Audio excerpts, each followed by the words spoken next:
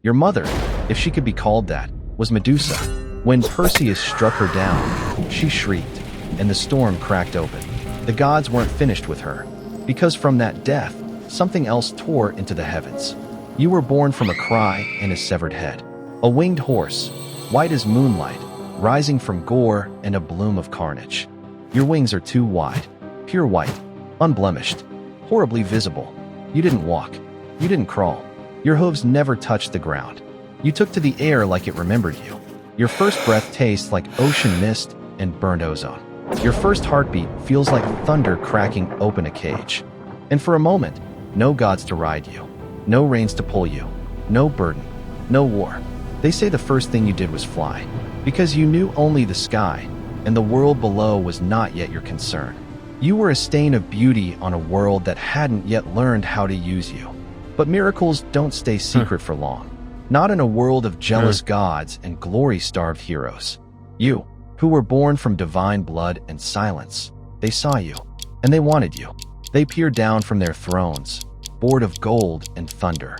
You're new, you're beautiful, and most importantly, you're unclaimed. They didn't ask where you came from. They didn't wonder what you were. They just knew what you could be.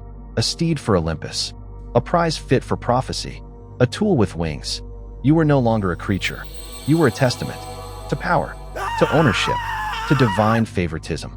Some said you were Poseidon's child. Others whispered Athena had plans. But the truth didn't matter. What mattered was this. You were too beautiful to be left alone, too perfect to stay free. You weren't tamed, not yet, but you were claimed by temples, by storytellers, by the idea that even miracles must serve something greater than themselves. You, who had only ever flown, were now the future mount of a favored hero. The sky wasn't yours anymore. You were born a miracle, but miracles don't get to choose where they go. He came with a hero's ambition, and the god's blessing.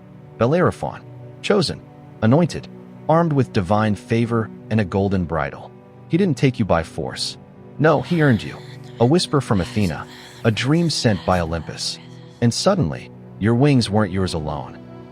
You are cautious, wild, divine. Let him draw near. Your first flight together wasn't conquest. The wind welcomed you both. You, the miracle. Him, the rider. For the first time, you weren't flying alone. And maybe, just maybe, that didn't feel like a loss. He spoke of monsters, of kingdoms burning, of a beast with 3 heads and 1 hunger, destruction. The chimera, lion's rage, goat's madness, serpent's venom, and fire, so much fire. They sent you after it. You flew over scorched earth and smoking hills. The sky choked on ash. You searched. He prepared. It rose from the canyons like a fever dream. You dodged flames. You kept him alive with every beat of your wings. He drew his bow. He loosed his spear. Together, you were poetry with a kill count. The monster fell. Its body collapsed into fire and ruin. The land sighed. The people cheered. They sang songs of Bellerophon, the dragon slayer, the hero of Lycia. And you were the wings that carried him. He raised his arms to the crowd. They wept and praised and carved his name into stone. The man who once reached for your mane, now reached for the heavens. Bellerophon was no longer content with earth. He had slain monsters. He had heard the cheers. He believed he belonged with the gods. Olympus, the forbidden summit, a home of thunder and judgment, not for mortals, not for him. He climbed onto your back with armor polished like vanity and eyes that saw only heights. Take me higher, he said. You hesitated. The wind didn't feel right. The clouds weren't kind. The air felt warned. But he spurred you higher, through clouds that hissed like serpents, past winds that bit like betrayal. And you loyal, obedient, still chasing that old feeling of shared purpose, you climbed. Until Olympus saw him. They sent no army, only a whisper, a gadfly, divine and unrelenting. It bit. Pain lanced through your wing. You bucked. The sky spun. Bellerophon screamed. You reared. He slipped. The long, silent fall of a man who thought himself worthy. And you watched. Watched the one you carried turn to speck, then to nothing. His ambition, unworthy of your wings. His fall, a warning etched into air. He hit the earth like a forgotten promise. The silence after was louder than thunder. From that day on, you flew alone. Not because you wanted to, but because you no longer trusted anyone else to deserve the sky. Olympus claimed you then, but with possession. You, the winged miracle born of blood and sea foam, were now a tool again, but this time for gods too lazy to walk. They hitched you to thunder, harnessed you to storms. Pegasus, the steed of Zeus, bearer of bolts, messenger of wrath. Your wings once carried dreams. Now, they carried weapons. The skies that once welcomed you with open winds became corridors, routes, duties.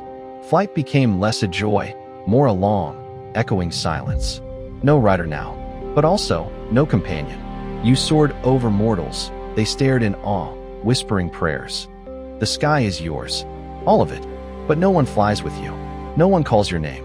Your wings stretch farther than any map, but they don't carry joy anymore. Only memory, only duty.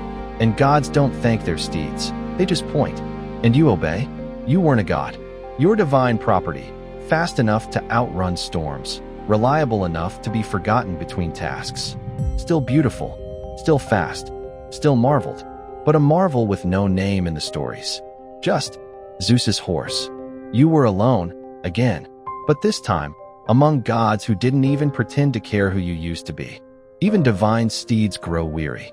You flew the same skies, carried the same storms, served the same gods who had long stopped even looking at you. You've crossed the sky 1,000 times, carried lightning across empires, outlived your rider, your purpose, your name. So when they offered you immortality, they dressed it in reverence. In poetry, in stars, they will look up and remember your beauty, they said. They will see your form forever. And they did, just not the truth of it. They saw a horse in the stars and called it Pegasus, but they didn't know you. Not really. Your body dissolved into light, your shape etched across the heavens, but your soul remained awake, eternal, alone. You were now too far to touch, too sacred to free, too perfect to ever change. A beautiful cage spun from starlight, majestic, trapped, admired, untouched, a symbol, a guide, a trophy, and somewhere beneath you, a child points at the night sky and says, "That's Pegasus, the hero's steed." They don't mention the battle, or the loneliness, or the part where you stop being anything but beautiful. They still point at you. Children trace your outline in the stars, a wing here, a hoof there. They call you legend, Mount of Heroes, steed of gods, but they never speak your name, because you never had one. Just titles, just roles, just a shape fitted to someone else's glory. Poets sing of your speed. Warriors carve your silhouette onto shields. You burn every night, above a world that only remembers your function. They say you're immortal now, but immortality is just a longer word for forgotten. So you shine, quietly, and wait for someone to finally look up and understand.